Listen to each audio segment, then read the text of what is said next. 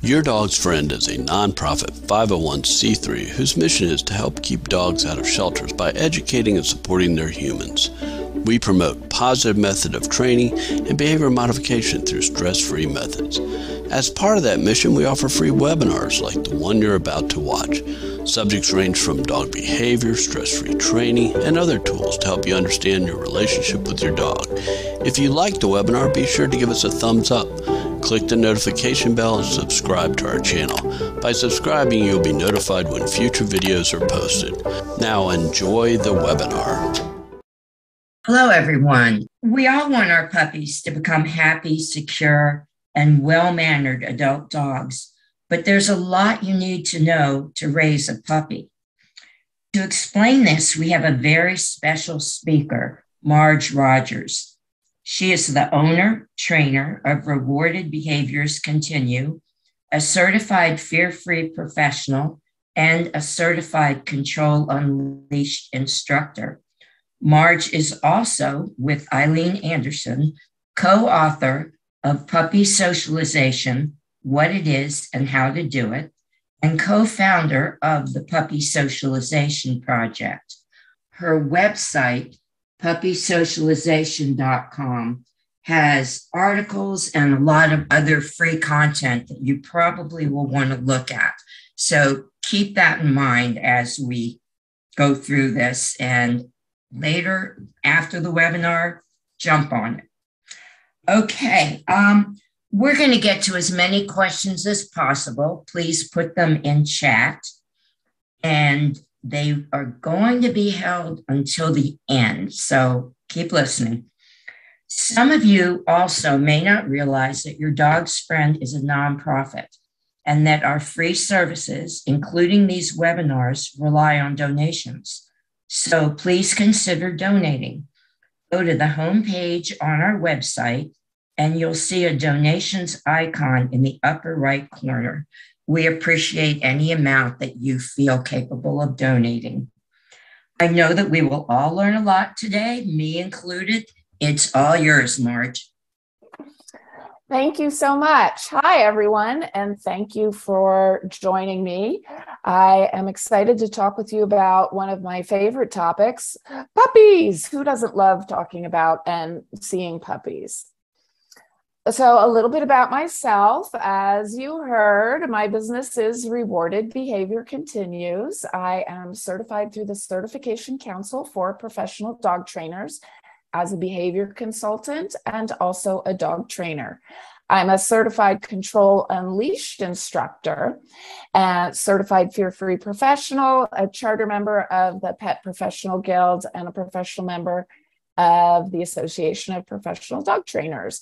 And also mentioned, co-author with my friend and colleague, Eileen Anderson, of the book, Puppy Socialization, What It Is and How to Do It. I think my most important credential is that I am Zip and Bria's mom. That is Zip on the left, my Portuguese water dog, and Bria on the right, also a Portuguese water dog. So our agenda for today, we're going to talk about confidence. If we're talking about how to build happier, more confident puppies, how do we define that? Canine body language, socialization, management, puppy biting. What does that have to do with building confident puppies? House training, and then another favorite topic, training. So to make sure that we're all starting on the same page, I went to look up the definition of confidence, and I found this definition. And while I love it, and I talk about confident puppies all the time, and I think we should be trustworthy and inspire trust in our puppies, what does that look like? So I wanted to operationalize that a little bit more and came down to resilience, springing back or rebounding. What a great term for puppies. And that's what we want to see in our puppies. Returning to the original form or position after being bent or stretched. How often do we stretch our puppies, right? And recovering readily from adversity. So ideally, we want to create dogs and puppies that can bounce back. So whether you're talking about confidence, resilience, socialization, or training, you can't have any of those things unless we can understand canine body language. So what I've come across in my experience is we talk about all of those things: socialization, training, building confident puppies, but one of the things we tend to gloss over or doesn't get as much attention is canine body language. And you really cannot socialize or effectively train your puppy until you can read their body language. You really, really can't. Part of the reason for that is because we might, instead of helping our puppies form positive associations with the things they're encountering, we could be sensitizing them if we can't read their body language. So we're going to start with what we call relaxed and happy dogs in the book. While happy is kind of a construct like confident, we're going to give you some specific things that you can look for that we're going to put into the bucket of happy. So some commonalities with what we're going to define happiness, some physical observable things that you can look for, and we're going to go through all of those one at a time. I love this lab puppy. How adorable is she? All right, we want to see that lower jaw relax. So just like people clench their jaws when they're tense, so do puppies. So I want to see that relaxed lower jaw when they get relaxed enough to just release the tension and let that lower jaw hang open. You could almost superimpose a smiley face over those puppies, couldn't you? I think it was Dr. Patricia McConnell who I first read about that she made comparisons between facial expressions of humans and facial expressions of dogs. But that's really my money shot when I start working with a new client. Before we even start working with the puppy or dog, we review canine body language, because our training is not going to be effective. Our socialization is not going to be as effective if the owner can't recognize signs when their dogs are relaxed and happy or when they're a little more avoidant. So I always pointed out, oh, look, there comes the lower jaw, when they relax enough to release that lower jaw. The ears are held in a relaxed manner for the breed, whether they have flop ears or prick ears or something in between. I also want to mention, you notice that even though we're talking about ears here, what else do we see? That relaxed lower jaw. So we don't look at any one body part as we're evaluating or assessing a puppy or dog. We look at the whole piece, and these signs often come in clusters. So while we're looking at pictures of ears, we also see that relaxed lower jaw. The weight is distributed equally. So the dog or puppy is neither shifting their weight away or leaning forward, saying you and whose army, all puffed up. They're just kind of balanced and hanging out. And again, in seeing in two of those pictures, we see dogs with that relaxed lower jaw and the smiley face. And while my dog Zip in the middle picture has his mouth closed, the rest of his body language looks loose and soft. Quiet, rhythmic panting. This is my dog Bria. She's hanging out in the sunroom watching my husband cut the grass. Let's see what that looks like.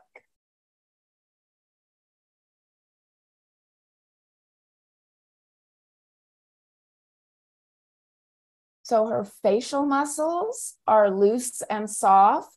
She's panting. The rest of her muscles, you can't see her body, but are soft and loose, and her ears are held in a natural position for the breed.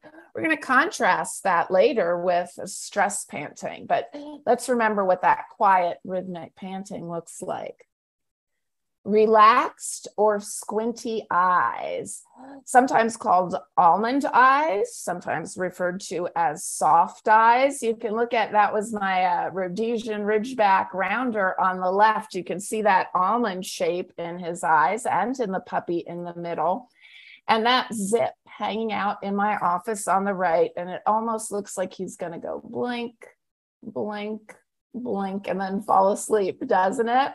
So he's just chilling out. So we look for those relaxed and squinty eyes. And again, we're looking at the whole dog, but this is just a piece of the puzzle to tell us if our puppy or dog is relaxed and happy. Leaning in for petting. My dogs are overrepresented here because I have easy access to them. That's Bria on the top left, leaning in for petting. Zip saying, hey, stupid, you should be petting me. And this is Zip leaning in for petting in this little video clip. Oh, he's also giving us some lovely moaning vocalizations. So folks often think, doesn't every dog love petting? Actually, no, not every dog or puppy loves to be petted. A lot has to do with the breed and how much they were handled when they were little tiny baby puppies. When we looked at the Rhodesian Ridgeback Rounder on in the prior photo, he was one of my dogs that did not enjoy petting. He would come in, ask for petting, and then leave. But if you approached him and tried to pet him, he would almost always try to avoid that, because during his formative time when he was a little tiny baby puppy, he wasn't handled a lot. He lived in a backyard.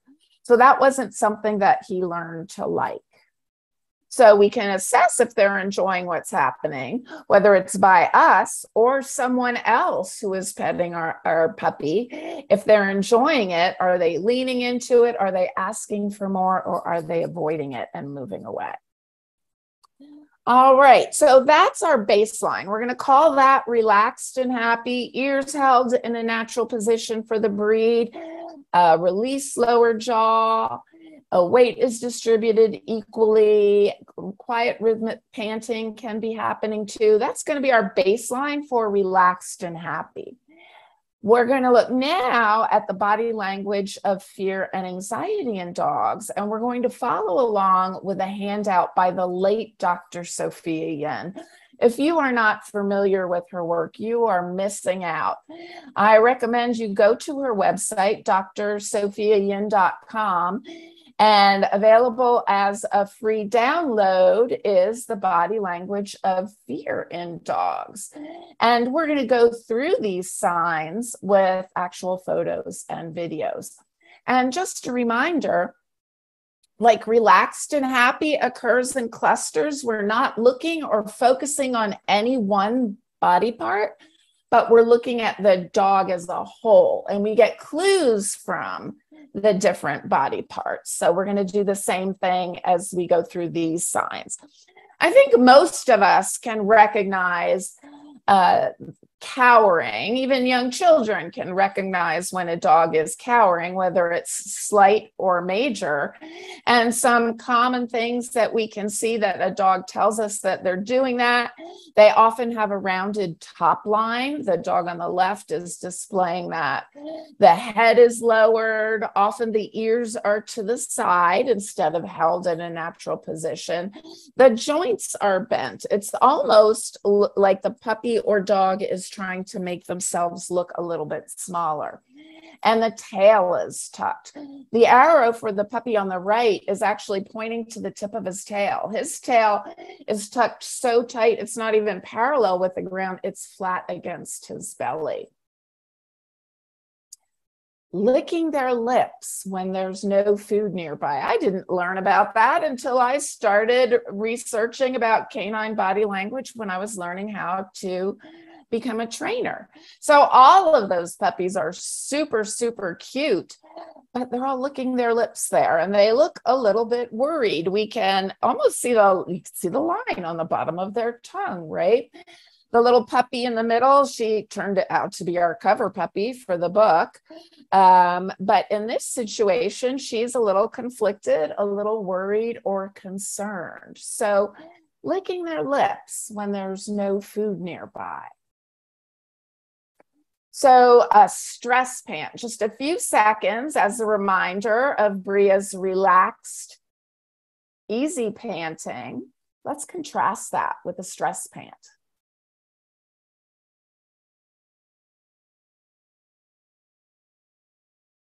So that stress pant is short, shallow, and rapid. That's contrasted with the relaxed, easy panting that Bria was doing earlier. This owner had the best of intentions for this dog. She hadn't been exposed to a lot of other dogs when she was a puppy. So her owner sent her to doggy daycare so she would have that exposure. But since she missed it when she was a little tiny puppy, instead of it being a lot of fun for her, it was a stressful experience because she wasn't used to being around dogs. So I got permission from the owner and the daycare to go observe her and work with her at daycare, and that's what I found. So brow furrowed, ears to the side, just like Dr. Patricia McConnell pointed out in her book. Just like people get worry wrinkles, so do dogs. And you might look at that cute puppy in the middle and say, oh my gosh, she's so cute. Look at how wrinkly she is. That might be our first reaction. But if we look a little bit closer, look at all the tension that puppy is holding in her face. So you can see the ridges on the bridge of her nose, on her forehead, even her eyebrow ridges. Puppy on the left, same thing. That little corgi puppy, so cute, but in a little bit of an uncomfortable situation. We were just getting ready to move. That puppy had not been exposed to children during his sensitive period for socialization. And we were in a park and there were some children nearby, and we were just getting ready to move when I captured that image. And oftentimes owners tell me, I'll ask a question. I'll say, oh, how did your puppy do when your neighbor came over to visit? Or they'll tell me about an outing that they had, and they'll say, oh, my puppy was fine. And what I'm actually getting a negative emotional response to the phrase, my dog is fine, because oftentimes what owners tell me, or what they mean when they tell me their dog or puppy is fine, is they mean the absence of barking, growling, or lunging, or the absence of trembling and trying to leave or hide. But when I look at that puppy on the right, or any of these puppies, none of these puppies are fine. None of these puppies are barking, growling, lunging, or trembling and trying to hide, but they're not relaxed and happy. Remember that smiley face? That's the goal. We want those relaxed and happy puppies. So brow furrowed, ears to the side is a more subtle sign of fear and anxiety in dogs. Acting sleepy or yawning. So this puppy is on a dog cot, and she's not yawning because she's sleepy. She's yawning because she's a little unsure about the situation that she's in. Now, for all of the things that we're talking about, context matters. If your dog or puppy is lying on their dog bed, they get up, turn 3 circles, lie back down and yawn, it doesn't necessarily mean that they're worried or anxious. But if you lean over to pick them up or put their leash on and they yawn, it could mean they're anxious. So we just have to pay attention to the context and what is going on as we look at all of these things. Hypervigilant. So I want to set this clip up and the next couple of clips with a little background information. We are in a cabin that's on about 5 acres. It is in the middle of the woods. There is nothing going on. There's, you can't see another house. There's no workers outside. We're about 1/3 to 1/2 mile from the road. Let's look at this dog's reaction in this environment.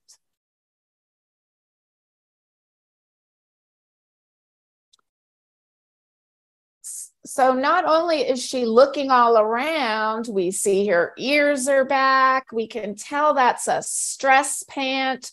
The corners of her mouth are pulled down. Her tail is low. She just can't settle. There's nothing going on there. And she is constantly looking around for this scary thing that's going to come and get her. Hypervigilant. Suddenly won't eat and moving away. So I like to think of it as fight, flight, or freeze, right? Sometimes a puppy is so worried they just want to get out of there. Sometimes they're so worried they try to chase the scary thing away. And sometimes their body is making a decision. They're evaluating what's going on, and their body goes anorexic. It won't let them eat because the body is making a decision. Do I need to get out of here because I'm a little scared, or do I need to bark and try to chase this scary thing away? I do want to point out this clip is in the same place. There is a big open area to the right of the coffee table. I didn't put the puppy in that little tight space. She put herself there. So let's take a look at that. So just before I started recording, she was eating. Now she's spitting the food out. And she's saying, wait a minute, I don't know you. The food she was just eating. So she came in because she wanted the food, but then she realized, wait a minute, I can't eat anymore. So she was just eating a moment ago, but all of a sudden she's healthy, she's hungry, and she's unable to eat. Her body is in that fight, flight, or freeze, and she elected to leave. So moving away. Let's say after we go through this, you're like, oh, I'm going to use food with my socialization because that's what Marge said. And my puppy's never seen a kid on a bike, and I look out and the kids are riding up and down the street. So I bring my healthy, hungry puppy out. I'm not training because I'm not training my puppy right after breakfast when I know he's full. So I bring my puppy out, I have some yummy chicken, and I see the kids on the bike, and they're 6 houses down, and the puppy notices, and I start feeding the puppy yummy chicken. And then the bikes are 5 houses down, and I'm still feeding the puppies yummy chicken, and he's eating, and then the bike and the kids are 4 houses down, and all of a sudden the puppy stops eating. Just like the puppy in this video. Puppy's body's gone anorexic, right?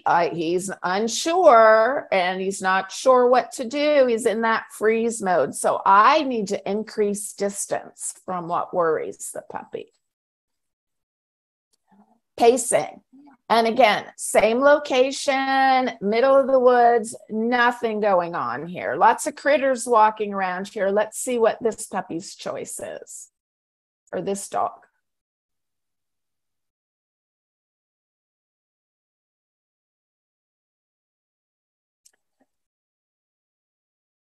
So here's our pacing. So if we look at the bell curve for typical dog behavior, what most dogs would be doing out in the woods would be investigating. They'd be using their noses. They'd be interacting with the environment. I just threw a piece of her favorite food towards her, totally ignored it. So she is not in the bell. This is an outlier. This puppy was actually, and some of the other dogs that you're seeing here aren't just a little bit worried or anxious. They have clinical levels of fear and anxiety and have been diagnosed by a veterinarian as such. Oh, great. Dilated pupils or whale or half moon eye.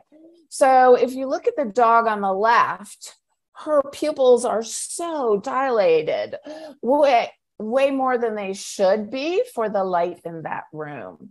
And she didn't decide, whoa, I'm really scared and nervous here. I think I shall dilate my pupils, right? Her body did that reflexively. That's how worried she was. The little puppy on the middle, you see how the little whites of her eyes showing. And again, back to our clusters, her ears are back and to the side, and she's moving. She's in the process of moving away from the scary thing. So that little whites of the eyes showing, that means that the puppy is a little worried or anxious. And half moon eye, we call it, because it does look like a sliver of the moon. That dog on the right, that's very extreme. I rarely capture that, but that dog also was very worried or anxious. Just like, you know, when we see something that scares us, our eyes get big. That's what happened to that dog. Weight shift away. So in the relaxed and happy dogs, we saw that their weight was distributed equally. This puppy, she was actually the first puppy that I worked with after our state came out of shelter in place during COVID-19 pandemic. So she walked past those water bottles in the house every single day. We moved them to the front yard, and she was afraid of them. Those don't belong there. They shouldn't be there. That's, you know, you have changed something. And we can tell that she's worried about them based on her body language. She's shifting away from, it's not a novel item, but it's in a novel place. So let's compare. We look at the puppy on the left. We see some telltale signs. We see the sliver of the moon showing. We see a little worry wrinkles on her brow. It almost looks like she's leaning away and her joints are bent a little bit. That's the same puppy on the right, believe it or not. It almost looks like she threw her superhero cape over her shoulder and said, I know what the answer is. That's what good training does. Same here, our cute little Sheltie puppy who was afraid of the water bottles in her front yard. We can see the worry, the clenched jaw. That's the same puppy on the right after she's learned to form positive associations. And I'll tell you what, if we were busy talking to the person that walked up to us, or focusing on what we were introducing our puppy to and not focusing on what our puppy was saying, how easy would it be to miss that, right? Like, oh, look, she's so cute. We tend to view things with our intentions. And if we have good intentions and we want to shower the puppy with love, or we want to socialize them and our friend is coming over to meet them, or, you know, the neighbor child across the street, it's very easy if we're, you know, trying to be a good human with good social skills, it's very easy to miss some of these signals on our puppy. But we have to watch, because instead of helping them become more comfortable, we could be making them more afraid. I love this dog. What a sweetheart. And at the picture on the left, what I see is a bit of conflict. I had tossed a lot of yummy food at this dog by the point I took this picture. So I hadn't done anything mean and I hadn't scared the dog, but he didn't have a good history with strangers. So he was a little unsure. But look at the relaxed and happy on the right. Again, we see the ears held in a natural position. We see that relaxed lower jaw. That's the face I want to see when my dog or puppy is experiencing something new, or we're training. I want engaged learners. I want dogs on the edge of their seat looking up at me saying, what do you want me to do next? I can do it, right? So we want to memorize what relaxed and happy looks like. There's our cute puppy with all the wrinkles. We can see that. That's actually the same dog on the right. It almost looks like a different dog. So on the photo on the left, the dog was with me and I was in her inner circle at that point. So she felt safe with me, but she was in a new location and she didn't feel safe in the new location. In the picture on the right, she's at a public park. So again, that's what good positive reinforcement training can do for you, coupled with being able to read your dog or puppy's body language to know when they're feeling a little worried or anxious. So I want you, I'm going to go back to this one. I want you to picture two adults talking over a fence in a backyard. And one of the adults has a little boy along, and the little boy is playing, and he sees something that worries him, but he's not sure what it is. So he runs over and he tugs on the back of the adult's shirt. And the adult figures, kid is safe. The adult keeps talking. Now the kid is, now what he's staring at is moving, and he can see it's a snake. So he tugs again, and the adult keeps talking. And now the snake is moving across the yard towards them. It's about halfway across the yard. And he tugs really hard on the adult's shirt, and the adult puts a hand down and comforts him, but keeps talking. And the snake is moving. It's almost at them. And he tugs really hard and says, hey. And the adult turns around and says, what? Those more subtle signals, the ones we just reviewed, are your dog's way of tugging on the back of your shirt. So if there's something in the environment that worries him, he can't say with words, excuse me, Mom, I never met a little girl with a shark fin on her bike helmet before. What's he going to do? He's going to yawn, lip lick, look away, maybe move behind you. How easy would that be to miss if you were looking at that little girl and having a conversation with her? So as our puppies experience new things, it's really important that we pay attention to their body language, because some dogs, not every dog, but some dogs, if they tug on the back of our shirt and they tug on the back of our shirt and we don't listen, they say, fine, if you're not going to protect me, I'm going to protect myself. And they start growling and barking and lunging, snapping and biting. So we want to listen to the tugs on our shirt. All right. Oh my gosh, isn't that a cute puppy? Who doesn't love a beagle puppy? She is adorable. How to interact with dogs to minimize stress and fear. So we are also going to follow along with another incredible download from the late Dr. Sophia Yin, How to Greet a Dog and What to Avoid. And I review this handout with my owners, with every owner I meet with, because I want them not only how to greet dogs and what to avoid, but I want them to know how their body language impacts how they interact with their own dog or puppy. So this is what the handout looks like. There will be a link to that in the description when the videos get posted to YouTube. So I want you to look at the middle column, human to dog interactions, the 1, 2, 3, fourth one down. Avoid staring at or approaching head on. And how do most people approach puppies? Oh my, they look at them. Oh my gosh, you're so cute. And they run right in, right? So if you think about it, from the time humans are born, what are we doing? We're making eye contact, and as a way to show affection and bond, right? From the time babies are infants. For dogs, it's not that way. Right? For our dogs, direct eye contact is a form of aggression, or it's a threat. So we want to avoid making direct eye contact with dogs. Now, I teach my client dogs and my own dogs to offer eye contact and attention, but that's very different than you going up to a strange dog or even your own dog before you've taught him and staring and making that direct eye contact. If we look at the next picture on the right, Dr. Yin points out that dogs have space bubbles around them. So we want to avoid leaning over top or into their space bubble.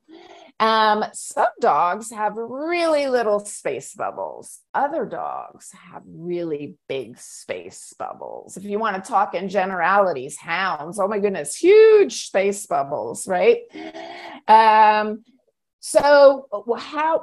Let me show you how this is. How do most of us call our dogs or puppies to us? What do? We face them head on and we lean over and we're asking the puppy to come into this space. So we're leaning over them. What's a better way to call your puppy to you? Point your shoulder to the puppy and lean away. Puppy, see how much more inviting this is than this? Also, when we go to pick up our puppies, what do most of us do? Most owners lean right over our puppies, then we grab them and suspend them by the torso in midair as we're bringing them close to our bodies. What's a better way to do that? Point your shoulder towards the puppy, go straight down, invite the puppy to you, secure them here, and then stand up. Oftentimes, owners tell me, I can't catch my puppy anymore. And a lot of that has to do with how we are calling the puppy to us and what we do to them when they get to us. So you can see the weight shift back on the dog on the right. That is not in response to physical pressure. His owner's not leaning over top of him, but she's looking directly at him. And that caused him to back up. So we want to make sure we're respecting the space bubble, especially with our puppies. We want to invite them. We want to be more inviting, not leaning into their bubble. So remember this puppy? Can we guess why that puppy looks like that? That's actually her owner petting her. And she had just sat and her owner wanted to reward her with some petting and praise. So he leaned over top and petted her. But look at her face. She's not relaxed and happy. She's not even enjoying that petting. And guess what? If he kept doing that, if that was how he was rewarding his puppy for sitting, she would stop coming over and sitting for him because he was doing something she didn't like. Look where his foot is. He's right over top of his, over her space bubble. So, and he quickly modified his behavior when I pointed that out to him. So we want to make sure that we're respecting that space bubble. All right. So we've talked about canine body language and how we can help our puppies and dogs feel more comfortable around us. And now it's important to talk about puppy socialization. As we've mentioned, I am co-author with Eileen Anderson of Puppy Socialization, What It Is and How to Do It. So what we know about how puppies develop behaviorally is that we have a limited time to expose them to the things they're going to encounter during the course of their lifetime. Right up until the time a puppy is 12 to 14 weeks of age, they are more likely to approach things that scare them and to accept things they might not be familiar with. We call this critical period in their development the sensitive period for socialization. Once that socialization window, if you will, starts closing, puppies become less likely to approach things that scare them. And they are more likely to be fearful of novel things. So the process of socialization is about creating positive associations for the puppy with the things he's going to encounter during the course of his lifetime. Things like objects, noises, different surfaces under his feet, people wearing different clothing, or perhaps walking in a different manner, handling, the vet, the groomer, alone time, riding in the car, all of those things we strive to help puppies form positive associations with in their sensitive period for socialization.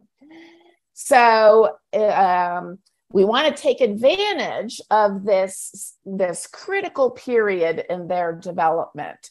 Our job isn't done when they hit that 12 to 14 weeks of age. We have to continue this through their entire first year, and ideally continue it as they mature into adults, but at a much slower pace. I think it's Mother Nature's way of saying, when you encounter these things when you're a little tiny baby puppy, they're part of your world. But if you encounter something new later, you should be wary because it could be a predator. So this is a video of Zip at his breeder's when he was a puppy.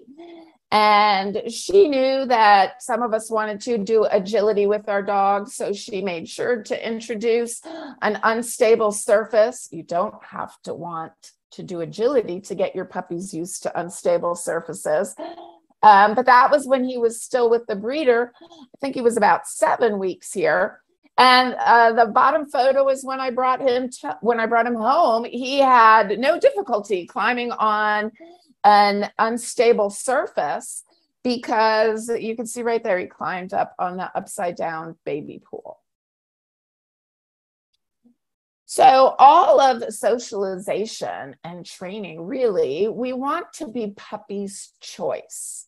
We don't want to force interactions. We want to allow the puppy to approach at his own pace. So this was a client puppy in the puppy X pen, and that is Zip outside the pen with me. Zip was a very exuberant greeter when he was younger. Exuberant is a good word. And he could have easily overwhelmed that puppy, but the puppy was staying with me and I wanted him to get comfortable with Zip being in the house. So we started with Zip in a down and the puppy in the pen, and the puppy could come and go at her choice. And we didn't start right there. That's just where this photo is taken. And you can see the puppy's a little unsure there. By the end of her visit, she was climbing all over Zip. But we always want it to be puppy's choice. I wouldn't just throw the puppy and the adult dog together. I want to make sure that the puppy feels safe in that environment. So the way we create positive associations for the puppy with the things they're going to encounter during the course of their lifetime is we're going to pair those new things with food and play. And we know that that's going to work because of what we learned from Pavlov. Those who aren't familiar with the Pavlov experiments, what Pavlov did is he rang a bell or sounded a tone. We'll say bell for purpose of examples. Rang a bell and then fed the dogs. Rang a bell and then fed the dogs.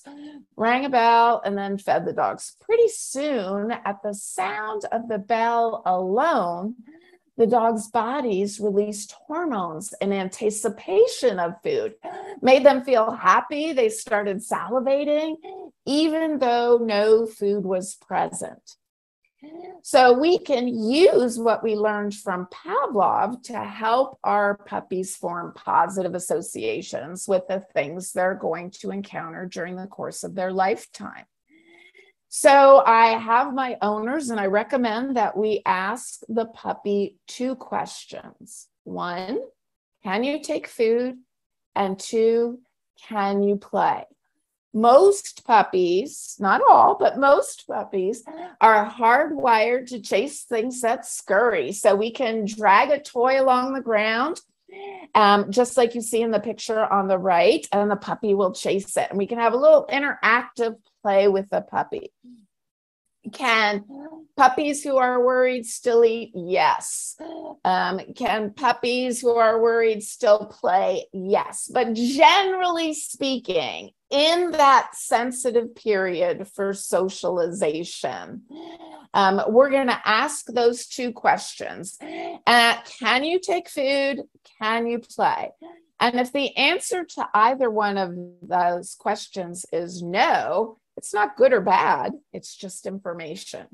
And it prompts me as the handler to look a little closer at the dog or puppy's body language. Can you not take food because you're relaxed and wiggly and sniffing and really, really interested in the environment? Or can you not take food because you're sitting there stiff like a statue, looking at all the things with your eyes big and your worry face on? Same with play. What a great homework assignment for owners, right? Develop a good play relationship with your puppy at home. And then it's a great tool for you to take with your puppy on the road. So if you go to a new environment, hey, here's your favorite toy. Can we play together? And just like with food, if the answer is no, it prompts me to look a little bit closer at the puppy or dog's body language. Between food and play usually disappears first when the puppy is a little bit worried. So that's just something to keep in mind. Also, in her book on the Dr. Karen Overall cites a study that says owners that play with their puppies are more confident than owners that don't. So even if you have resident dogs in the house and we kind of let the older dogs babysit and teach the younger puppies, there's still benefit for owners to develop that great play relationship with their puppies. All right, let's take a look at what pairing with food looks like. The first video on the left is going to be this owner and her puppy at a park. This was pre-pandemic. If it was post-pandemic, we might have been a little bit further away, although I think we were well more than 6 feet, but the children might have been a little spaced a little further. And if you watch, this owner is going to pair the appearance of children with some yummy food.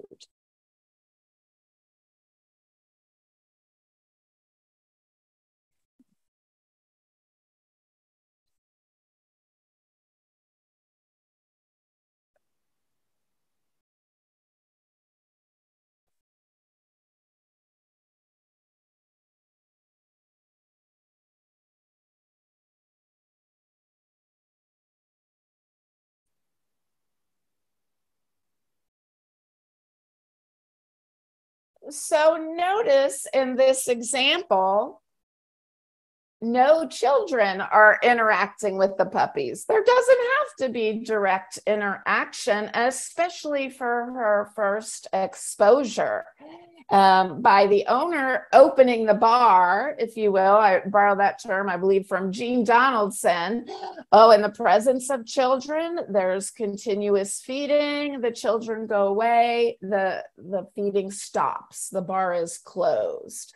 So for that first exposure, there was no direct hands-on contact, but the puppy formed positive associations. You could see her body language. She was curious and she was getting some yummy food.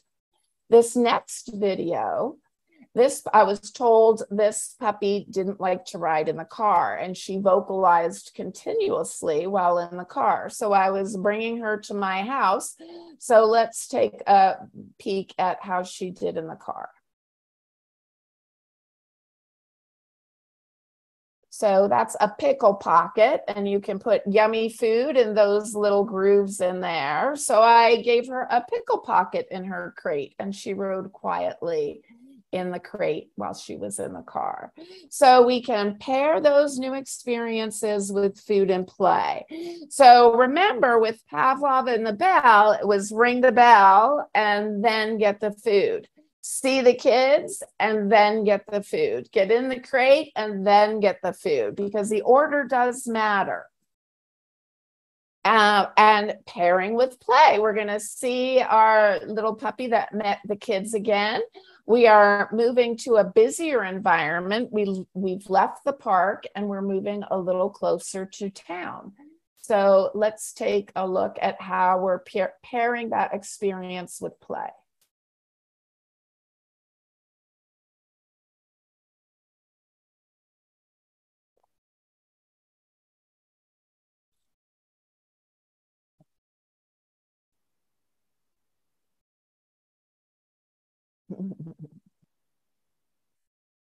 And I want to point out that her owner is doing an expert job using that toy. That's something that we call a flirt pole. And if you're going to use that with a puppy, you want to make sure that you don't have any sharp turns for little puppy joints. We want to keep it nice and smooth and slow. And here is a cute little Mastiff puppy at the park with her owner.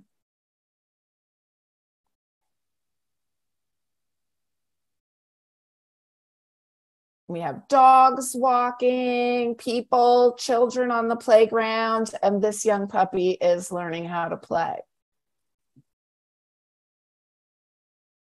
So not only are these puppies forming positive associations with the things in the environment, but what else are they doing? And who doesn't love that? They're learning owner focus in the face of distractions, because the owner is either feeding or the owner is playing with them. So they're learning about the world, but they're also bonding with their owners. And here's an example of using play and food. So this puppy is Irving. He was at my house for board and train, and he had a terrible fear of loud noises, big trucks, airplanes going overhead. The very first day he was at my house, he heard a loud truck 2 blocks away, and he fear bolted towards the house. So we had been working on pairing those noises with food. And I knew it was garbage day, so I was out front and we were playing. So let's take a look at what happened. And of course, real life happened. So the truck stayed longer than I anticipated and smashed all the garbage. Oops, excuse me. I apologize for that. Bear with me. Wait, let me X out of that. I'm so sorry. That's what happens. Hold on. I had a link in there. Let me close out. Let me just mute that. And go back to share. I'm so sorry. You guys are awesome. There we go. Great. Uh-oh. There we go. All right. So we're playing. The garbage truck comes up and uh-oh, he can't play anymore. But because I always have food in my pocket and I knew the truck was coming, I immediately started feeding. And again, you know, they decided to smash the garbage at the end of my driveway.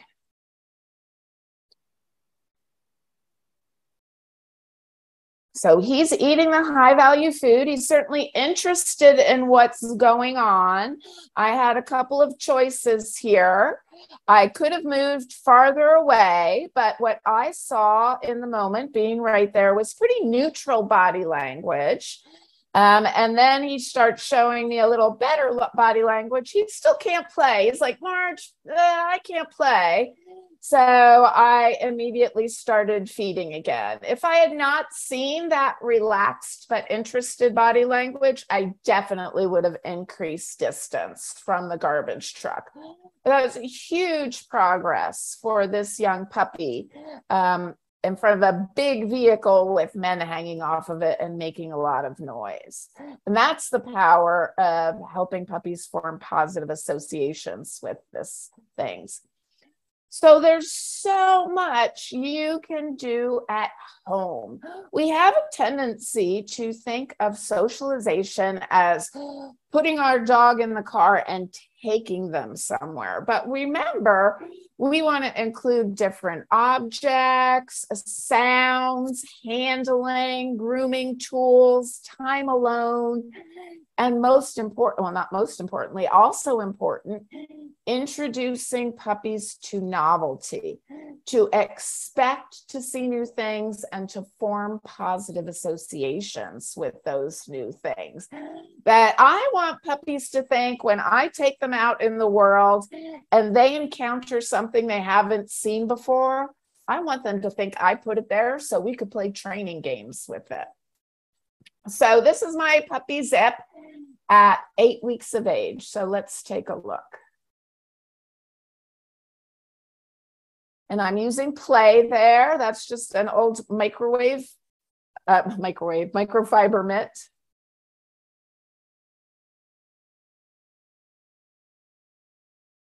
A metal cookie sheet.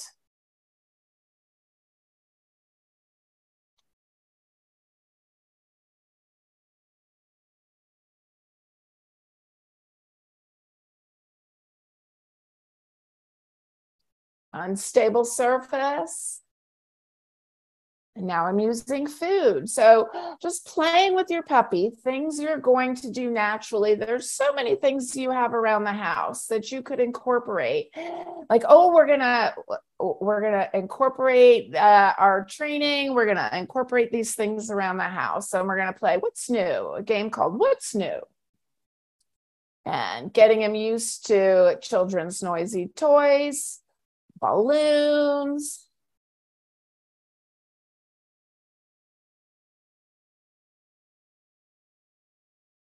People carrying things, changes their silhouettes. Decorations, again, more unstable surfaces, all things that we can do with puppies at home to help them be more resilient and confident and happy when they encounter new things. And of course, we want to include the groomer, the veterinarian, and husbandry behaviors. The puppy on the left, I do puppy confidence and socialization courses at the local veterinary hospitals. So that's a win-win for everybody. What veterinary team wouldn't want puppies more relaxed in their environment and with the equipment? And over here, this is Zip at 17 weeks of age. And he's busy with a Kong as I Dremel his feet, his nails. So these are all things we can work on with our puppies when they're little. We don't want dogs who have to be sedated to have their ears cleaned or their nails trimmed or to go to the groomer or the veterinarian. We can help them form positive associations with those things now. All right. Socialization, again, just to recap, it's the process of forming positive associations for the puppy with the things he's going to encounter during the course of his lifetime. We're automatically going to pair those new experiences with food and play. And it's always puppy's choice. We need to look at the puppy's body language and let them approach things when they're ready. We can reinforce those approximations of interaction. And if the puppy's telling us in over our head, we're going to back up. We're going to listen to that puppy because he's not going to just get used to it. We want to help him form positive associations on our own. And we want to listen to those tugs on our shirt. All right, we have a puppy in the house. Management is our friend. And what do I mean by management? Well, I mean, we're going to use crates, baby gates, leashes, and tethers to keep puppies safe. That's a picture of Zip in his taller X-Pen when he was a puppy.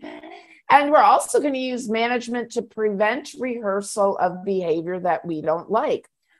When I walk into a house with a puppy and I see no baby gates up or no pens or crates, I say to myself, ooh, their training is going to take a little bit longer. Because as a professional dog trainer, I would have difficulty house training and training a puppy who had access to the whole entire house. That's why we use management, because it makes things easier for us and it gives a puppy a safe place to be. Management tools help us with our house training, our training, and our alone time. Especially for those of us who work from home, those management tools create little micro separations for the puppy as we come and go from room to room. We leave and then we come back. We leave and then we come back. And that makes it much easier than if the puppy is Velcroed to us 24/7 that whole first week because we took off, because the puppy's coming home and now we're going back to work. Right? And it also provides the puppy a safe place for resting. So what do these tools look like? Crates, baby gates, leashes, tethers. Yes, a leash in the house. When Zip was young, he was a very, very, very, very, very busy puppy. And if he were loose in this room, he would be saying, oh, that pillow, what does it taste like? Does it squeak? Does it roll? Is it food? Can I play with it? Oh, your trunk, what does it taste like? Does it squeak? Does it roll? Is it food? Can I play with it? The dog cot, what does it taste like? Does it squeak? Does it roll? Is it food? Can I play with it? Right? So instead of going, no, that's mine. No, that's mine. No, that's mine. I would have spent his whole puppyhood that way. So I use my management tools to make things a little bit easier. And when he was little, if he was out of his crate or exercise pen, supervised, right? Because if he wasn't being supervised, then he wasn't out of his crate or exercise pen. He was dragging an inexpensive leash. And inexpensive because every puppy's going to chew it at some point. Probably for the first 3 weeks I had him, he ate his dinner one kibble at a time while he was tethered to the chair where I watched television at night. Wait, what? I took the handle of his leash and I put it under the leg of his chair and I gave him a little sprinkle. And then periodically I would give him another little sprinkle and another little sprinkle. It made his dinner last longer and it helped him do a desired behavior, hanging out with me, versus an undesired behavior. Wait, no, that's mine. No, that's mine. No, that's mine. Because remember, he was very, very, very, very, very busy. Now, I haven't rewarded or reinforced that behavior since he was 6 months of age. He is coming up on 8.5 now. Remember, I haven't, so it's been like 8 years since I've reinforced that behavior. When I sit down to watch television at night, guess where he chooses to lie? On the ground next to my feet. Right? Even though we let them on the furniture now, right? I had to train him. Come on up, sit next to me, sit next to me. Because the yummy goodness of the food got associated with that position. And that's the value of classical conditioning. All right, so we're going to use crates, baby gates, leashes, and tethers. Now, puppy biting. Oh my goodness, that is Zip's litter, where I think they're about 3 weeks of age here. That Zip on top of the other puppy on the left-hand side of the screen. And look at how he's playing with his poor little brother. He's using his teeth, he's using his paws, and he's trying to wrestle with him. guess how your puppy's going to try to play with you. He is going to use his teeth, he's going to use his paws, and he's going to try to wrestle with you. So when he does those things, he's not being aggressive. He's just using the only palette of behaviors that he has as a little tiny baby puppy.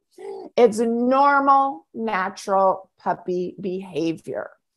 At the same time, yikes, those puppy teeth are sharp, Marge, right?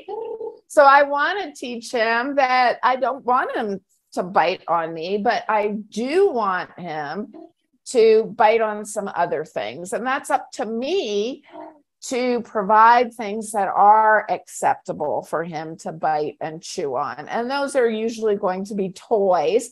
We have toys for interactive play that get put up after we're done playing with them. We have toys that dispense food. So I love a food dispensing toy. And we also have toys for puppy chewing. So we want to make sure we have plenty of things that are legal for the puppy to put his teeth on. And when he bites you, again, he's not being aggressive. That's just all he knows how to do. So we want to teach him other ways to play with you and engage with you. And that's where our toys come in and our redirection. So we're really teaching bite this, right? Here's what you can bite, and here's how you and I play together. That is a process. It's not going to happen in 1 or 2 times. And if the puppy, accidentally or on purpose gets you instead of the toy, we're just going to remove our attention for a couple of seconds, 3 to 5 seconds, not 3 to 5 minutes, 3 to 5 seconds, and come back and again offer a more appropriate item to chew. So we're showing the puppy what he can bite, what he can interact with. Most puppies, if you remove your attention, they're going to come back and bite a little bit softer or maybe even lick. We're going to let the softer bites go. I'll just make up some numbers. Let's say that first bite, ouch, it was a 10 and it really hurt.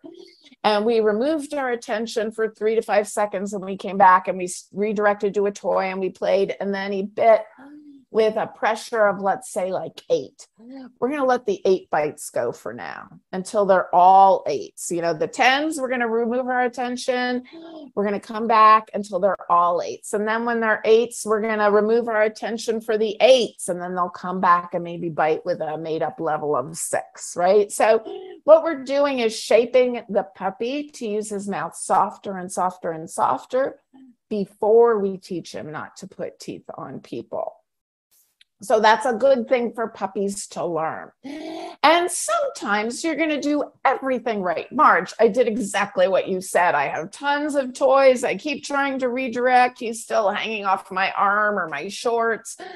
Sometimes puppies and owners just need a break. And that's okay. Just like an overtired toddler, puppies sleep a lot. And if they get overstimulated, they can be hard to shape behavior. So it's a good time to put them in their puppy safe place where they can rest. Back in the day, we used to do all kinds of crazy things to puppies. I think we used to hold their mouths shut. We used to, fold their cheeks over their teeth. So when they bit, they'd be biting themselves. We used to tell them no and tap the bottom of it. Like, whoa, the worst puppy biting case I have ever had. The owner was told to hold the puppy's mouth shut. And what that puppy learned was hands near his face are a bad thing. So when they come near my face, I'm going to try to push them away in the only way I know how. So we want puppies to think hands on their body and near their face are a good thing, not things that cause pain. So we're going to know that puppy biting is normal. We're going to shape a positive, lighter and lighter bites, and we're going to show the puppy what he can bite on. We're going to teach them those preferences for the toys. house training. Another important puppy issue, if you will. So we're going to manage the behavior using crates, baby gates, leashes, and tethers. If the puppy is tethered to my chair while I'm working on my laptop, I'm going to notice if he gets up and stops playing with his toy, or if he wakes up from his nap. If I'm working on my laptop and the puppy's sleeping over there, I'm less likely to notice if he gets up and starts wandering around and sniffing. Those management tools make it easier for me to keep track of the puppy. If he has access to my whole house, how easy would it be to just slip through a doorway and eliminate behind the dining room chair, right? But again, if he's contained to one room, makes it easier for me. We're going to take regular trips outside, hourly in the beginning, more if the puppy is active. And whether you set an alarm on your phone or your watch or the oven timer, it's really easy to get distracted. So I use those alarms to help me stay on track with eliminations. And the goal of house training is to help your puppy develop a preference for eliminating outside. The day you brought your puppy home, unless your breeder or foster family did some house training with them, your puppy has no more idea that you care where he eliminates than a chicken would. If you brought a chicken in your house, think about it. Like, well, no, the chicken wouldn't know to go outside. Well, neither does your puppy. So if we think about it, Mother Nature gives your puppy a reward or reinforcement, if you will. Anytime he eliminates, he gets relief from pressure in his bladder or bowels. Let's call that a C-level reward. Even if he eliminates behind that chair in your dining room, oh, that felt so good. He gets that C-level reward. If you've ever been on a long bus trip, you know exactly what I'm talking about by that relief. So we want the reinforcement or rewards he gets for eliminating outside to trump the rewards that nature gives him. We want it to be like 3 cherries on the slot machine, right? So when he eliminates outside, we're going to give him a food reward or a piece of kibble or a treat for eliminating outside. Then we're going to praise him and interact with him, and maybe even give him 5 or seconds of play with a leaf, right? So he still gets that C-level reward that he got for going behind the chair when he goes outside. But in addition to eliminating outside, we want him to get that food reinforcement, that social interaction, and maybe even 5 or 10 seconds of play with the leaf. So when he does have to eliminate, he holds it until he gets the chance to go to his preferred elimination area. So that's really what we're teaching, a preference.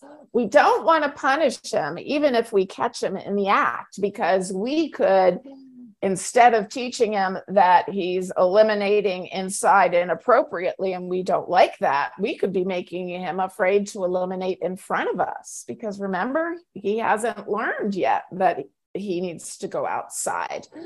And depending on the age of the puppy, punishing a puppy for eliminating inside would be like punishing a baby for eliminating in their diaper. Right? He might not have control over his bladder or bowels yet. So we want to create that reinforcement history or that reward history of eliminating outside, like 3 cherries on the slot machine. Owners often ask me, Marge, well, how long will this take?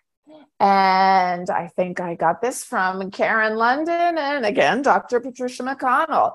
You know, a big part of the success of the student depends on the teacher. The more vigilant and consistent you are at the beginning, the faster your house training will progress. And it will vary by breed. Smaller breeds can take longer to house train, but all the more reason to make, when you bring your puppy home, you know, the next however long couple of months of house training, and be vigilant and get out there with them to make sure you can reinforce them for eliminating outside. If you give them a cookie or reinforcement when they come back in, guess what? That's what the cookie or reinforcement is for. So we want to make sure those rewards happen outside. All right, training, another one of my favorite topics. The name of my company is Rewarded Behavior Continues. The good news is that when your dog or puppy does a behavior, if we add reinforcement or a reward, something your puppy likes, the behavior is more likely to occur again. So that's the good news. When the puppy does something we like, we reinforce it, and then that behavior becomes more frequent. I taught my dogs how to ring the bell to go outside, ride a skateboard, put their toys away in a basket, blow bubbles in water, back up a tree, along with a host of advanced obedience behaviors. Off-leash heeling, drop on recall, scent discrimination, find my keys if I hide them in the yard. All just by controlling access to the reinforcement without intentionally introducing any punishment. So the good news is rewarded behavior continues. I didn't make this up. People way smarter than me came up with this as early as 1905, Thorndike's Law of Effect, and B.F. Skinner. So we just want to remember, see a behavior we like, reinforce it with something the puppy likes, the behavior is more likely to occur again. The good news is rewarded behavior continues. The bad news is rewarded behavior continues. Wait, what?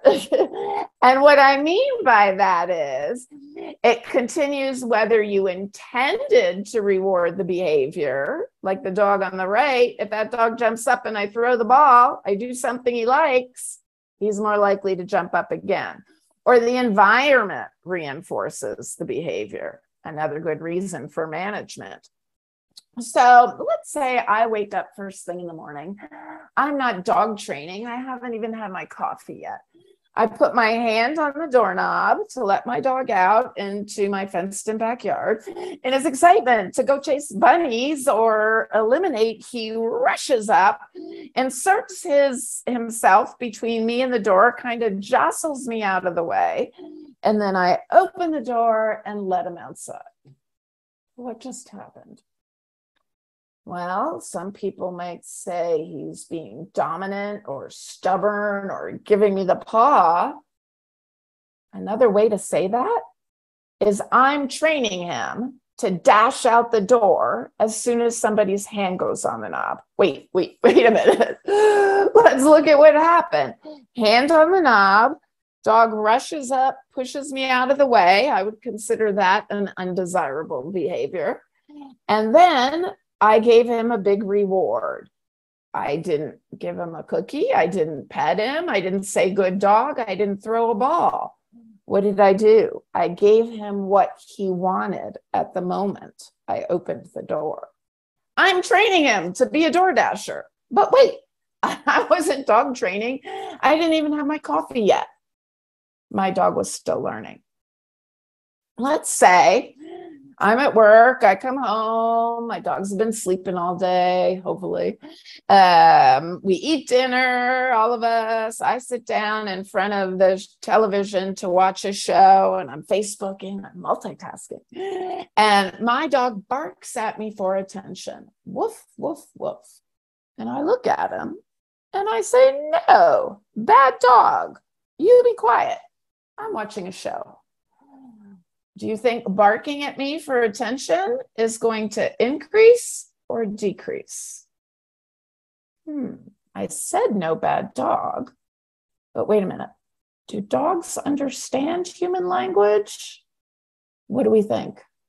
No, they don't.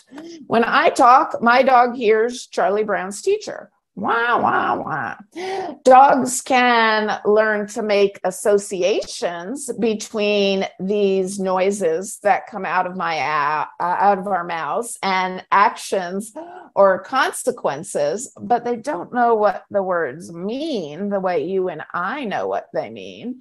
I could teach my dog to come to the word stay, and it wouldn't take me any longer than teaching him to come to the word come. I could teach him to sit to the word pumpkin and shake to the word blue. He doesn't know what the words mean. Now, he knows whether an angel or a devil is sitting on my shoulder by my tone of voice and my body language, but I could say, "You're the best dog ever. I love you so much." And my dog would be like, "Oh, no." And I could say, "That was the last straw, buddy. I'm taking you to the pound." And he'd be like, "Okay, let's go." Right? He doesn't know what the words mean. He's paying part until we give particular words or noises meaning for him. So when I looked at him and said, "No bad dog," all he heard was wah, wah, wah. But what he did get was my attention. I stopped what I was doing and I gave him attention. So if he keeps doing that and I keep doing that, barking at me for attention is going to increase. So the good news is rewarded behavior continues. When we see behaviors we like, we mark them, we reinforce them, and we'll talk about marking in a second, and those behaviors will grow. When the bad news is rewarded behavior continues. Your dog is always learning, whether you've had your coffee or not yet, or you're just trying to watch a show. If I'm on the laptop and my dog comes over and bumps my arm and I reach down and pet him, bumping my arm will increase if my dog likes petting. If he brings the ball over and drops it in front of me and barks at me and I pick it up and throw it, barking at me to get me to throw the ball will increase. So I really just want to pay attention to what the dog is doing at the moment that I give him something that he wants. All right. Dog training is a mechanical skill, much like golf or tennis. I could give you a book on tennis. You could read the chapter on how to serve an ace. You could totally intellectually understand it. You might even be able to visualize it in your head. If you never played tennis before, you'd be lucky to hit the ball the first time you throw it in the air, let alone it serve an ace. The same is true for dog training. You could say, "Marge, I love the idea of positive reinforcement training. I want to be nice to my dog. I want to reinforce behaviors I like." When we talk about markers, you say, "I'm on board. I'm going to try that." When you first start doing it, it's going to feel weird. Like the first time you played tennis or even drove a car, right? You had to think of everything. It felt so unnatural, but the more you did it, the easier it gets. I've said markers a couple of times. What is that? Well, we'll talk about markers in a second, but let's remember this. Animals associate the reward or the punishment with the behavior that immediately preceded it. They associate the reward or the reinforcement with the behavior that immediately preceded it. So if my dog steals my socks and I say, "Pride, get over here," and he comes walking in to me all guilty, and I say, "Bad dog, don't steal my socks anymore. Naughty, naughty, naughty." First of all he heard was wah, wah, wah. He just knows that he came over and he got scolded. He came over, the devil came out. He got older, the devil came out, right? Guess what? That owner calls me when their dog is 1.5 or 2 years old and says, "My dog doesn't come when called. I don't know why." They associate the reward or the punishment with the behavior that immediately preceded it, unless we use a marker. What is a marker? Lots of different things can be markers. This is a clicker. It is a type of marker. We call these things, there's a large category of markers. A clicker can be a marker, a word can be a marker, a unique short noise can be a marker, like, or, right? Lots of a flash of light, a hand signal, if I was training a deaf dog, lots of different, whistle, lots of different things can be markers. We call these things markers because we use them to mark the exact moment that the animal does something we want to see repeated. And every time we mark a behavior, we follow that with something that the animal loves. Usually that's food. So we can get a lot of repetitions in. Sometimes it's play. And I always include some social interaction in there too after the marker if the animal likes that. So if I'm teaching a little baby puppy how to sit, the second the puppy sits, I'm going to click or maybe say yep, and then follow that with a treat. So like the bell in Pavlov's example, the bell predicted food, this marker is going to predict food. And it's going to tell the animal, whatever you were doing when you heard that sound or saw that hand signal, that's what this cookie is for. How cool is that? It gives us a very precise way to communicate with the dog that we didn't have previously. So if I'm teaching a little baby puppy to sit, the second the puppy sits, I'm going to click or say, yep, follow that with a treat. Because rewarded or reinforced behavior continues, I'm going to walk away a few steps and give the puppy another chance to sit. Notice that I'm not saying sit yet. Saying sit to a puppy I haven't taught what sit means, I might as well be saying pumpkin, right? I'm not giving him any information about what I want. And I don't want the word, the cue, if you will, to be associated with the unfinished behavior. You know, oftentimes we think it's the cue or the command, if you will, that creates the behavior or drives the behavior. And really, it's what comes after the behavior. Reinforcement coming after the behavior increases the likelihood that the behavior will occur again.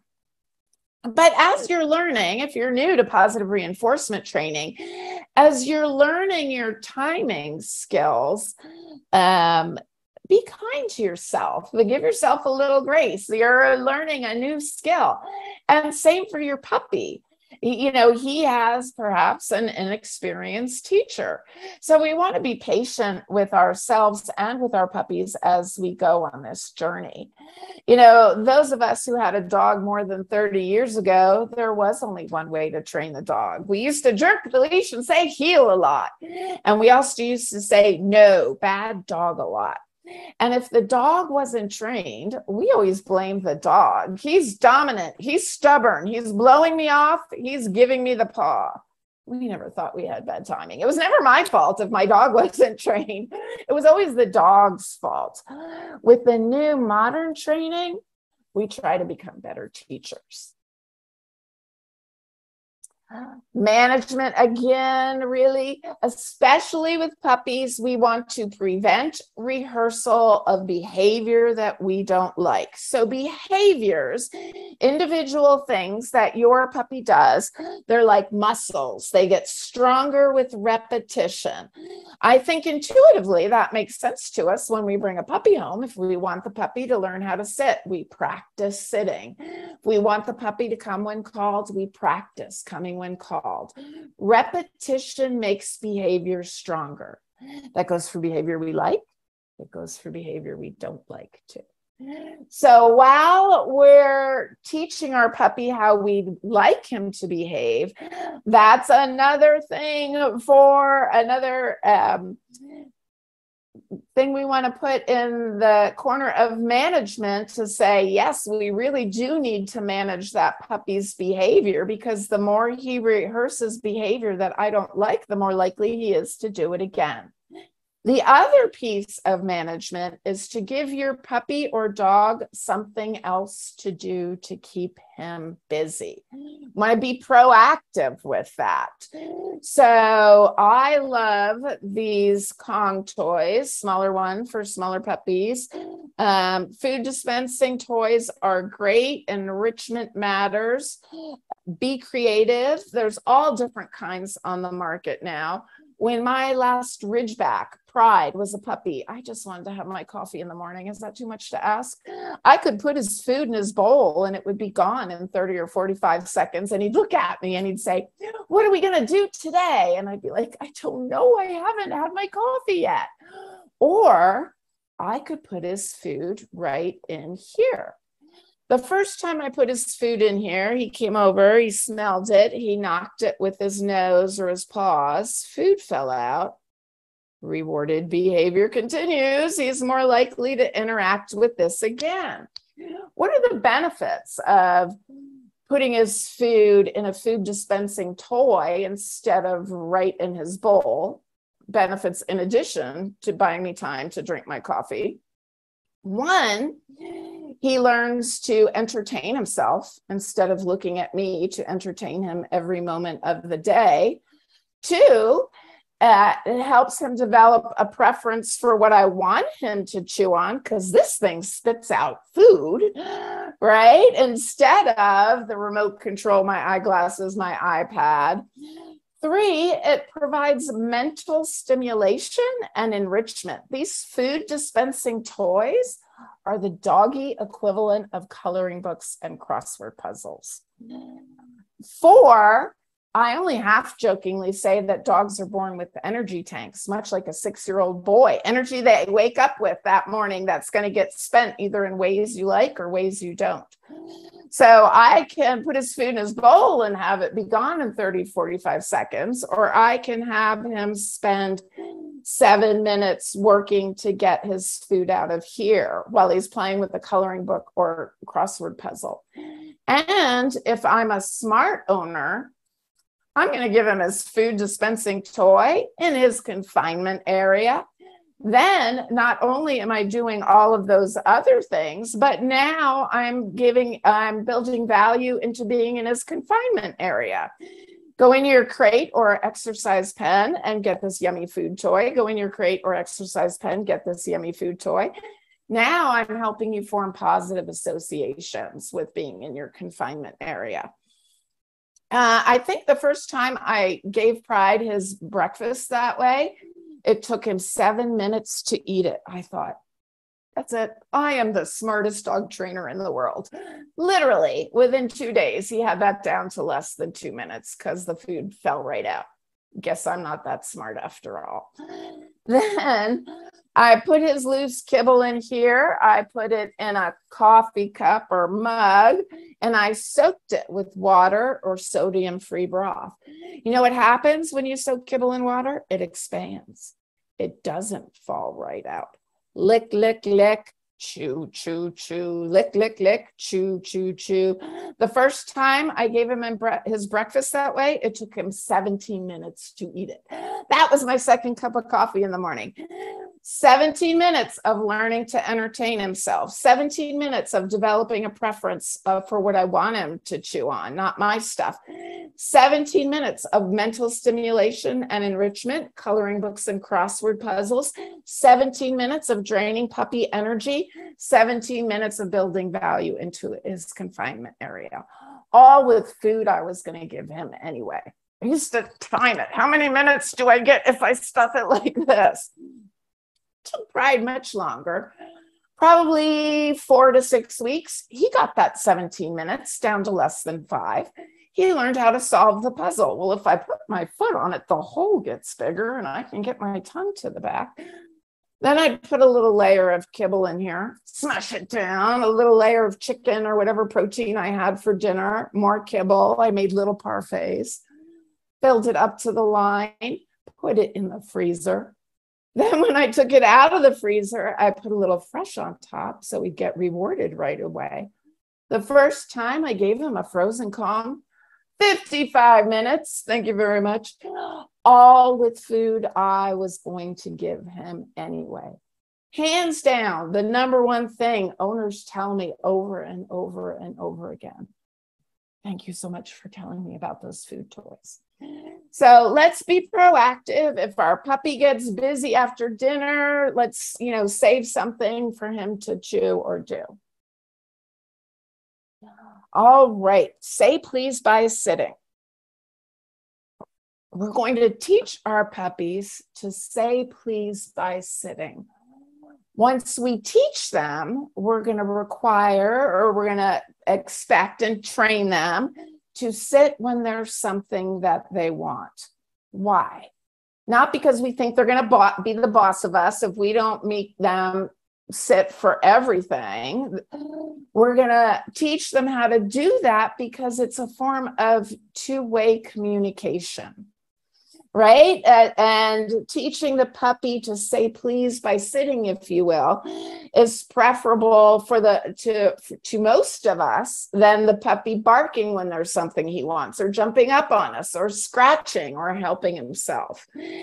And once we teach him, we're going to incorporate this so it becomes a default. It becomes a way for the puppy to communicate with us when they have a want or a need. And also, puppies need a lot of repetition, right?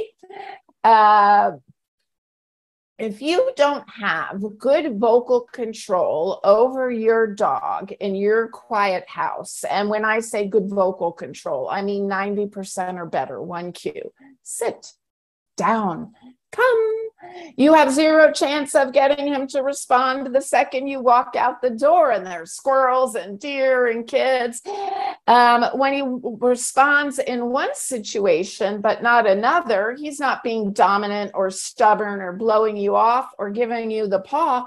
We just haven't trained him to perform to that level of difficulty. It would be like if I went to the gym to take a personal training session and the trainer walked me up to the weight stack and put the pin at the bottom of the stack and he said, "Lift it, Marge." I'd be like, "I can't lift it. I can't."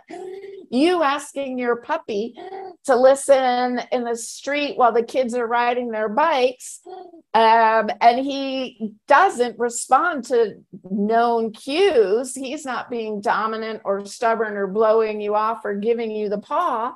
He just hasn't been trained to respond with all those distractions, that level of difficulty.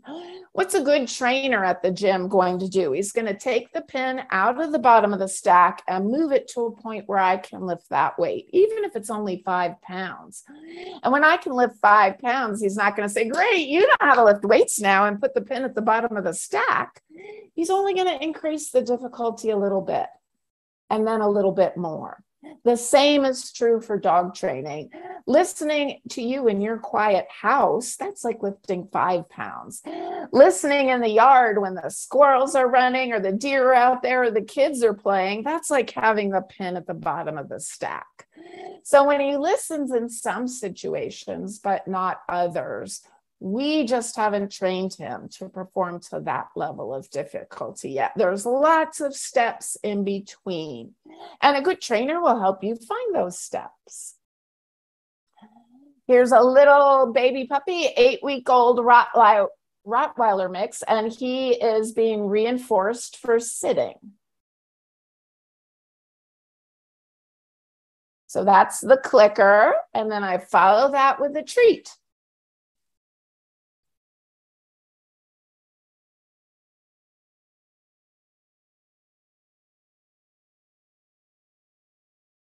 So you can see that the reinforcement is driving the behavior. Here I'm going to use a word instead of the clicker. So it's the reinforcement that is driving that behavior.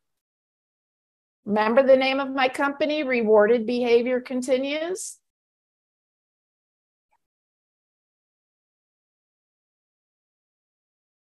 So that's just one example of how this positive reinforcement training works for those who might not be familiar with it. All right, humane dog training and resilience, right? That's the purpose of this of this webinar. You know, how do we raise happier, more confident puppies? And we do that by using humane dog training. Veterinarians who specialize in animal behavior, these are specialists in behavior, veterinarians, issued a position statement on humane dog training. And based on current scientific evidence, these experts recommend that only reward-based training methods are used for all dog training, including treatment of behavior problems. And the emphasis on that is theirs, not mine. So we want to use humane training methods. There's really no reason to incorporate punishment into our training plans, because when we use punishment, it tends to increase fear-related and aggressive behaviors. If every time you went to math class, you got the answer wrong, the teacher hit you over the head with a ruler, you could still learn math. I think my brother learned it that way back in the day. Probably wouldn't be your favorite subject. Probably learn it a lot slower than if you enjoyed it. I have found no behaviors that have to be trained with punishment. And this is especially true. I mean, it's true for all animals, but especially true for aggressive behaviors and fear-based behaviors. You can't punish away fear. And most aggression is fear-based. So we're going to use humane training methods. We're going to use modern training methods. We'll include a link in the video description where you can access this position statement. The URL is at the bottom of this slide. And we want to be good teachers. If we want confident, happier puppies, we want to be good teachers. That means we have to learn. We have to learn about canine body language so we can tell if our puppies are relaxed and happy or worried and avoidant. So we have to learn about the species that we're living with and sharing our homes with. We also have to learn about positive reinforcement training. I love learning about training because, you know, when I first got started, I sort of pictured it as going through the grades, like, oh, I'm in grade school now. Oh, I'm in high school. Oh, I'm in college. Oh, I'm post-grad. But honestly, the more I learn, the more training is like an iceberg. And the more I learn, the more I realize that there is to learn. And there's just so much.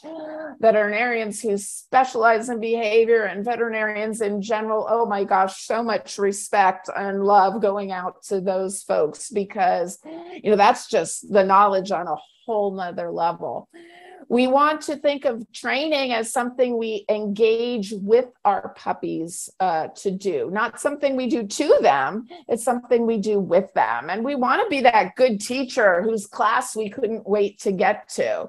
We didn't want to be that teacher that we avoid in the lunchroom. We want to be engaging. We want to have our learners on the edge of their seat saying, what do you want me to do? What are we going to learn today? And we want to practice, right? So if I went to the gym and I got super fit and I was ripped and great cardio, all of that stuff, and then I stopped going to the gym, guess what? My fitness would decline. It wouldn't stay at that same level. And behaviors, as we learned, are just like muscles. We need repetition to keep them going. So we want to make sure we practice. Plus, training done well is enriching for your dogs. They love it. Get help when you need it. So as you go on this journey of learning about training and learning about behavior and learning about your dogs, there's a wealth of information out there, but sometimes it's hard to transfer what we understand in our head to get our body to do that thing. Or if I have a puppy who maybe isn't in the bell curve, who isn't typical, is more an outlier, like the dogs we saw earlier in the presentation, then I want to recognize, like, whoa, this is beyond the scope of what I can handle. and I am going to get a behavior specialist to help me. We don't need punishment. There's so much we can teach our dogs. There's no reason to do that. One of my favorite quotes is from Karen Pryor. It's not necessary to hurt dogs to train them. And we really, really want to listen to what our puppy is telling us, both with his behavior and in his body language. You know, oftentimes I hear, oh, Marge, he knows this. Well, he might know it in other circumstances, but he doesn't know it in this circumstance. Because if you have something that the puppy wants, either a food or a toy, and he's not doing the behavior, there's likely a reason for that, right? Other than being dominant or stubborn. And that's where we go back to being a good teacher and learning. Here's the best part for busy owners and caretakers. Keep training sessions short. 5 to 10 small pieces of food for each mini session. When Zip was little, I could barely get 5 in before he would be done. Incorporate play into your training. I usually start with play, transition to training, use food for that, and then go back to play. I want my puppies and dogs to love training with me. When I say their name, I want them to hear the angels sing, like, oh, what's going to happen now? I don't want him to be like hang dog, like he's going to the principal's office. So I'm going to make sure that I'm an engaging teacher, and I'm always going to leave him wanting more. And here's the challenging part for some of us. It just means raising our awareness. We also have to keep in mind that every interaction is a training session, whether we've had our coffee or not yet, whether just trying to watch a show on Netflix or catch up on Facebook. Our dogs are still learning what works for them.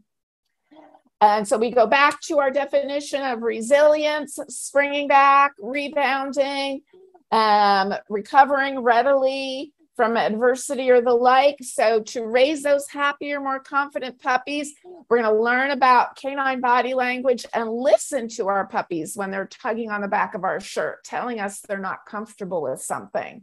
We're going to help them form positive associations during those socialization experiences. And we're going to do that using food and play.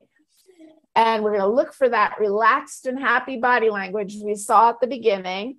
And we know puppy biting is normal. We can't skip that part. House training, and we're going to use positive reinforcement to teach preferred behaviors. We're going to use humane and positive reinforcement based training methods as defined by those specialists in behavior. And we're going to try to be the best teachers we can be. We're going to hone our skills and have fun with it. Most of all, we're going to try to enjoy our puppies. This can be a challenging time for some owners. It feels like having a toddler in the house, but we really do want to make sure that we are enjoying them because they're never with us long enough. All right. Thank you so much for your time. Please let me know what questions people have. Okay, that was terrific. We are getting some questions. Before that, for those of you who are inclined to leave when questions come up, and I hope you won't, I want to remind you that if you go to their website, puppysocialization.com, there are articles and other free content that you will be very glad that you saw. We always send out a link to the video and a follow-up after the webinars. We also will include some of the resources, the links that Marge mentioned. So let's see where we are with questions. Okay, here's someone asking about having 2 litter mates, and sometimes their play gets very, very rough. And at what point, if at all, should she intervene? Well, that's a great question. So we have a section on the in the book on puppy play. I do want to mention the book is available in ebooks and also paperback. And even in the paperback version, you have access to over 50 videos. So in the play section there, you can see how I handle resident dogs playing with each other. Depending on the age of the puppies, I look for, and you would see this in the video connected with the book, reciprocal play. I interrupt play frequently. I like to, for a couple of reasons. One, puppies don't always know that they can take a break from play, like natural dog play. There are lots of little mini breaks in there, and puppies haven't always learned that. So I interrupt the play. After a few seconds, I reinforce the puppies, and then I release them back to play. Like, what's not to like? I get to keep playing, and I get some yummy food. And that teaches the puppies how to incorporate little breaks. I also can make sure that the play is reciprocal, meaning that both of the puppies are enjoying the play and one puppy isn't perhaps overwhelming another puppy. And I also want to make sure if I have litter mates in the household that I am giving them some time apart, so those puppies are gaining confidence, learning how to be apart from the other. Okay, Sherry wants to know about a dog who doesn't like kibble. Do you have other suggestions? I will say whatever you're feeding as their meal, you can use for training. So, and you can and should, we don't want a diet that's heavy in, treats that aren't nutritionally balanced. So whatever nutritionally balanced food you're feeding for your puppy, you can cut into tiny pieces if possible and use part of that for their training. And Karen says that she's crate training her almost 10-week-old lab puppy. He gets his meals in his crate and happily goes in. When he finishes, though, he impatiently barks to get out. Do I let him out, or do I wait until he's quiet to teach him that I will be letting him out only when he's quiet? Oh, that's another good question. So when we're introducing the crate and trying to make that a fabulous place to be, I usually try to open the door before the puppy has a chance to vocalize, because I don't want that getting built into the process. I will also add that I will never let a puppy who is panicked or distressed, like, bark it out in their crate. As I don't have two-legged children, all my children have four legs, but I learned to tell, and you will learn to tell, even if your puppy is new to you, the difference between I'm going to call my lawyer and holy cow, I'm panicking in here. I will never let a panicked puppy or a distressed puppy cry it out in their crate. Sometimes if they're going to, call their lawyer, I might, hand them the phone number for a good attorney, but my goal is to not let them rehearse that behavior, because as we learned, behavior that gets rehearsed gets stronger. So I might pop that door open as the puppy's finishing before he has a chance to vocalize. And I might reserve some of that food to, just drop into the crate later and leave the door open when the puppy is least expecting it. Good idea. I don't know if there are any more questions. We are getting thank yous. Oh, thank you for having me. And I really am glad that we have this and that we'll have it on video, because this was a really fantastic webinar. And I'm sure that people who attended will probably be passing on the link to their friends, neighbors, anyone they know with a puppy. I hope so. And part of the reason we wrote the book was from the experiences that I had from people calling me, falling for some of the socialization myths that have been out in the dog community, you know, for so long. Take your puppy everywhere, take him to the big box stores, you know, all of those things that we've heard.